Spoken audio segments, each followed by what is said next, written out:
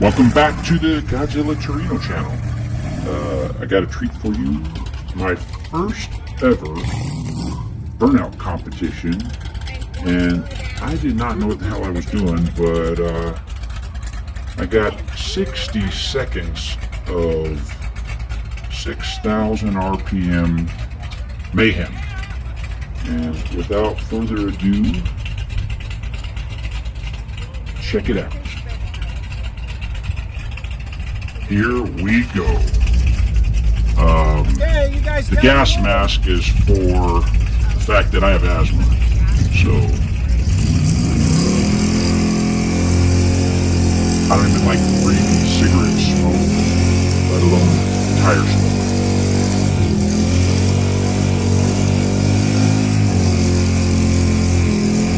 I'm just, giving it the beans. And with the amount of torque this big block makes, it just sit there and cook the tires all day long. I really didn't know what to expect. Checking the gauges, making sure I'm not overheating. And in the meantime, I'm destroying those all-terrain tires off of the Jeep.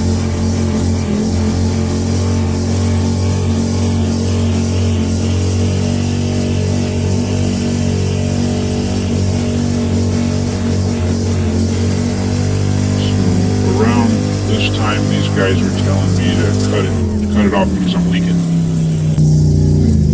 So right here I shut off the engine.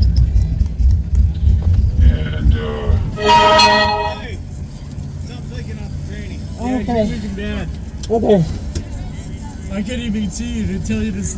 Okay. This fucking thing is nasty. Okay.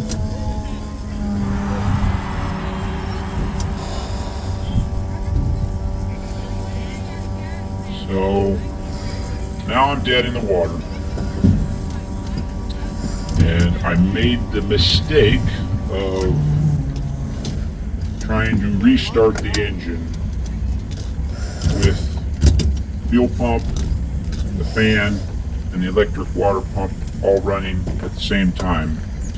And it burned the 200 amp fuse I had between the battery and the alternator. So I was not restarting it at this point. But from the outside, it looked like the car had broke down. And in fact, everything was fine. I just had a burnt I don't know. It fuse. sounds like my starter. I was too cheap to buy Okay. Did I lose a line or something? circuit breaker, and I just used the 200 amp fuse that came along with the battery remounting kit. You got anything So- to strap real quick where we can get you back, where you can get back A out lot of people I didn't. Right. were under the impression that the car had broke down. That was not the case.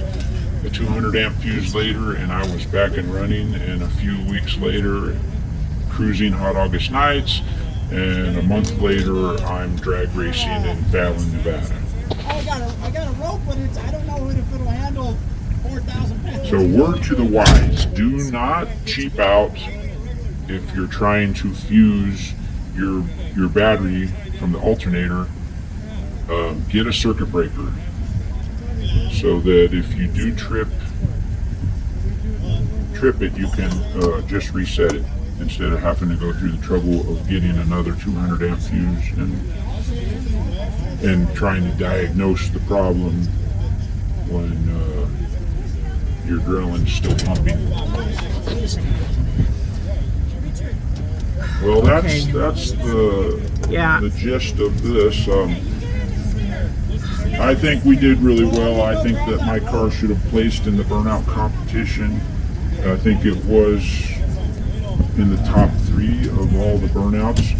But I made the mistake also of doing a burnout on the first day of the event instead of the last day.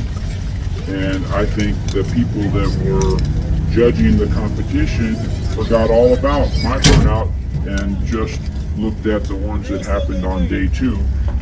Otherwise, I think I should have gotten a place in the awards.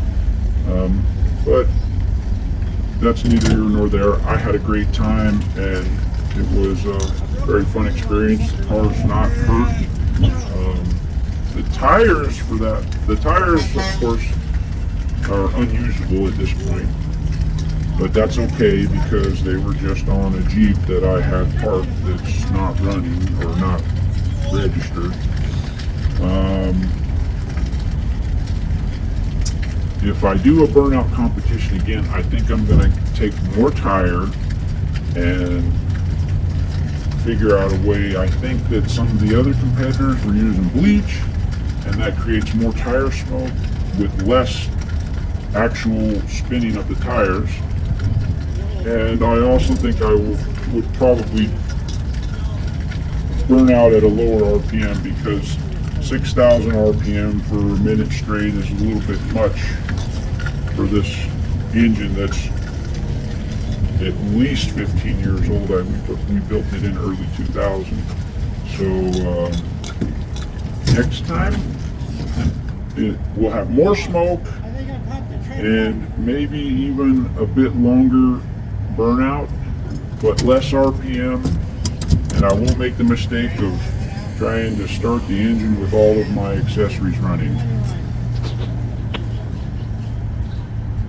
And here's what we have. This was the aftermath, the tires that we put on the car. The rubber. Look at all that.